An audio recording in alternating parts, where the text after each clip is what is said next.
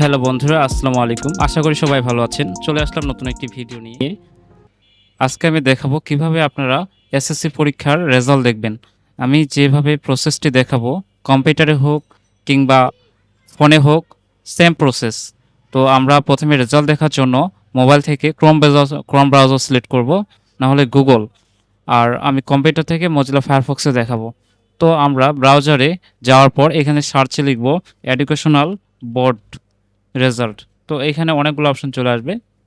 Educational board রেজাল্টে click করলে আমরা এই যে প্রথম অপশনে এখানেও রেজাল্ট দেখতে পাবো, এইখানেও দেখতে পাবো। তো আমার কাছে এই ২ নাম্বার ধাপটা সবথেকে বেশি ভালো লাগে। তো আমি এইখানে ক্লিক করব। ক্লিক করার পর এরকম লেখা চলে আসবে। তো এইখানে প্রথমে পরীক্ষার নাম দিব এসএসসি, তারপর দিব পরীক্ষার সাল ২০২৫, তারপর দিব বোর্ডের নাম। বরিশাল হলে বরিশাল, চট্টগ্রাম হলে চট্টগ্রাম, কুমিল্লা হলে কুমিল্লা, ঢাকা হলে ঢাকা। আমার দিনাজপুর বোর্ড, আমি দিনাজপুর দিলাম।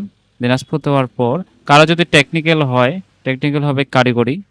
এটা দেওয়ার পর তখন আমি এখানে একক বিস্তারিত ফলাফল নির্বাচন করব, কারণ আমি শুধু আমারটাই দেখব, অন্য কারোটা দেখব না। তো এখানে ক্লিক করার পর আমাদের এখানে রোল নাম্বার চাবে, এখানে রেজিস্ট্রেশন নাম্বার চাবে। তো এইখানে সব কিছু দেওয়ার পর আমি এখানে নিচে ক্যাপচারটা দেখে দেখে পূরণ করব।